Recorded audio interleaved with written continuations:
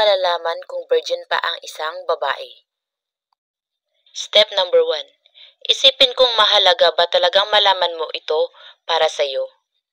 Isipin kung bakit mahalagang malaman mo kung virgin pa ang isang babae. Importante ba talaga ito para sa iyo bago makasama ang isang babae o curiosity lamang ba ito? Kung nais mo lang maka-score ng isang virgin, isiping maigi dahil malaking responsibilidad ito sa iyo, mga balikat. Sana man lang ay tunay na pagtingin o pagmamahal ka din sa babaeng iyon at di lamang dahil gusto mong maka-score. Tandaan na lahat ng babae, virgin man o hindi, ay dapat nire-respeto ng mga tunay na lalaki. Huwag husgahan ang isang babae kung hindi na siya virgin dahil hindi ito refleksyon ng pagkatao nila.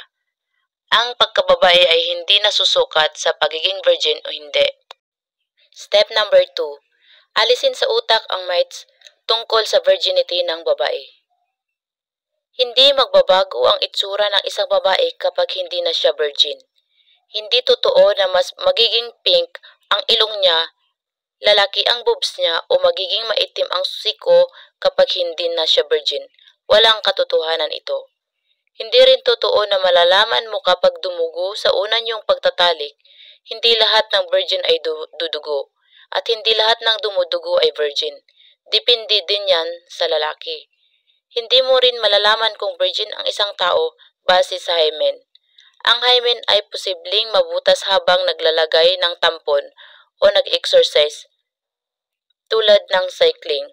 May butas din karaniwan ang hymen regardless kung virgin ka o hindi dahil kailangan din ng pagdadaluyan ng period ng babae. Step number 3.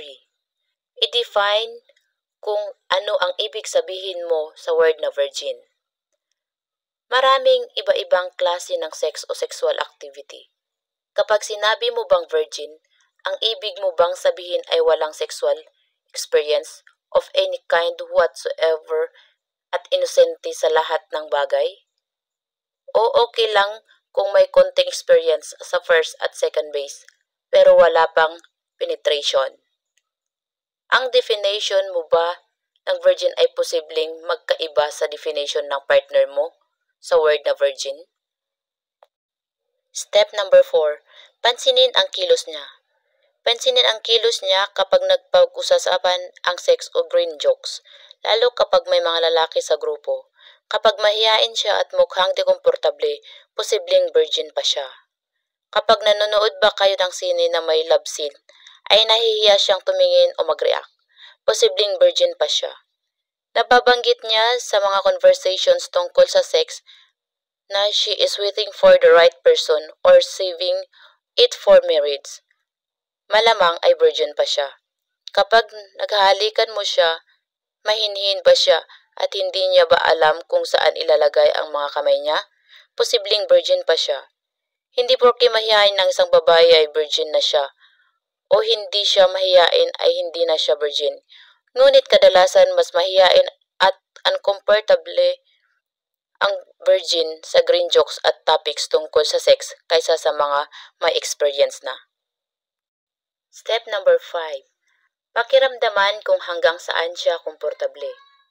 Kung kayo ay nasa relationship na or di kaya ay nagde-date o may mutual understanding, pakiramdaman kung hanggang saan siya komportable at siguradong dahan-dahanin ang pag-level up ng iyong relationship para hindi siya mabigla.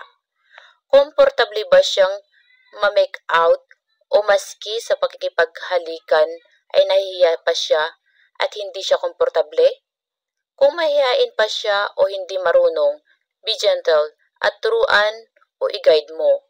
Importante na makuha mo ang kanyang trust at gawin mo ring enjoyable ang experience niya para ma-level up mo ang iyong relasyon. Kapag komportable at nag-i-enjoy na rin siya, pwede mo ring subukan i-explore ang kanyang katawan. Kung hindi siya komportable o bigla siyang pumiglas, respetuhin siya. Subukan na lang ulit next time. Usually, kung saan siya hindi komportable, hindi niya pa niya gagawa yun at hindi pa niya tinatrash para gawin yun with you. Step number 6. Kausapin siya.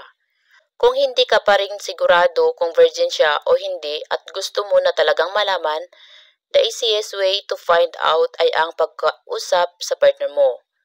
Humanap ka ng tamang tiyempo, yung tipong komportable kayo pareho at walang ibang tao. Maaari mong umpisahan ang conversation by bringing up kung ano ang nangyari nung huli kayong magkasama. Tipong, napansin ko na medyo nahihiya ka nung nag-make out tayo. Okay lang ba tanungin kung virgin ka pa? Usually, kung close na kayo ng babae at trusted ka na niya, aamin naman siya. Kung virgin pa siya, tanungin kung okay lang ba sa kanya na itry with you. I-reassure mo siya na rerespetuhin mo siya at titigil kayo kapag hindi siya komportable. Maging patient ka sa partner mo. Be gentle, earn her trust, and help her enjoy the process. Good luck!